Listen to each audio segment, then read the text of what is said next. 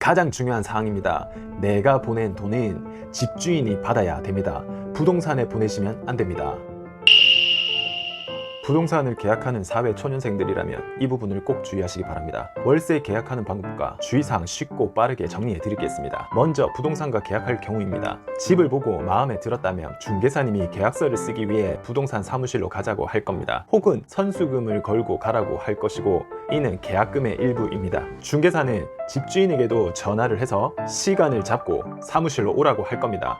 정해진 시간에 모두 모여 계약서를 작성하는 거지요. 집주인이 지금 바로 올 수 있다면 잠시 기다렸다가 계약서를 씁니다. 하지만 오피스텔이나 원룸 같은 경우 집주인이 부동산에게 위임장과 위탁을 맡겨 집주인이 오지 않고 부동산과 계약하는 경우도 많습니다. 집주인이 꼭 있어야 하는 것은 아니니 뒤에 나오는 주의사항만 잘 보고 중개사님과 바로 계약을 해도 됩니다. 집주인이 지방에 있어서 혹은 특별한 상황이면 약속 시간을 정해서 그때 계약서를 씁니다. 계약서를 쓰는 날 계약서를 다 쓰고 보증금의 10%를 계약금으로 입금합니다. 그때 계약금 10%를 안 내면 계약서를 주지 않고 계약이 성립하지 않은 것이니 꼭 입금하셔야 합니다.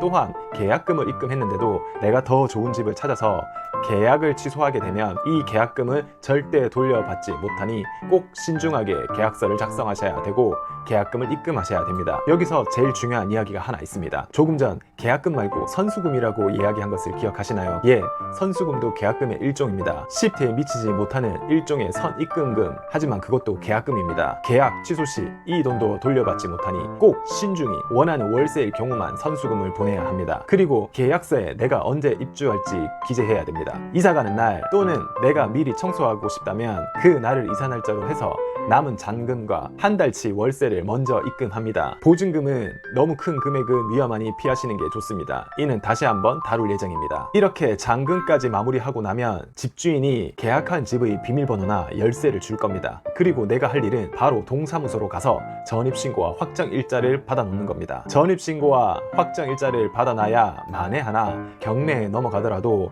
보증금을 법적으로 돌려받을 수 있습니다. 이때 각 시마다 정해진 한도가 있으니 이 역시도 나중에 다룰 예정입니다. 이것으로 월세 계약 과정이 끝났습니다. 통상 집주인과 직접 계약을 하더라도 이 과정은 동일합니다. 하지만 이때 다음에 나오는 주의사항을 꼭 잘 기억하셔야 됩니다. 집 주소를 꼭 기억해 놓으셔야 됩니다. 등기부 등본을 떼서 집주인의 이름과 주민번호가 맞는지 반드시 확인하셔야 됩니다. 확인은 집으로 하기 전 부동산 측이 등기부 등본을 주거나 사진을 보내줍니다. 이때 꼭 확인을 하셔야 됩니다. 계좌로 가계약금을 보내야 되기 때문이죠. 또한 대출이 많이 있는지도 확인해 보셔야 되는데, 월세 계약이라 보증금 금액 2천만 원 미만이라면 웬만하면 대출이 있어도 돌려받을 수 있으니 걱정 안 하셔도 됩니다. 하지만 대출이 없으면 없을수록 좋겠죠. 신분증이 위조된지도 중요한데 이것은 1382에 전화하시면 됩니다. 주민번호 13자리와 발급일자 8자리를 입력합니다. 그러면 정부에 등록되어 있는 주민번호가 맞는지 나올 겁니다. 가장 중요한 사항입니다.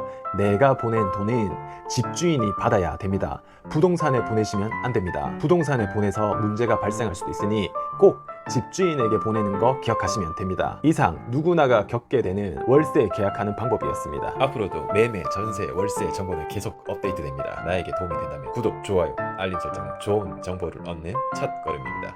오늘 내용이 마음에 드셨다면 댓글로 생각을 남겨주시고 주변에 널리 공유해주세요. 공유해주시면 집 탐방은 제가 책임지겠습니다.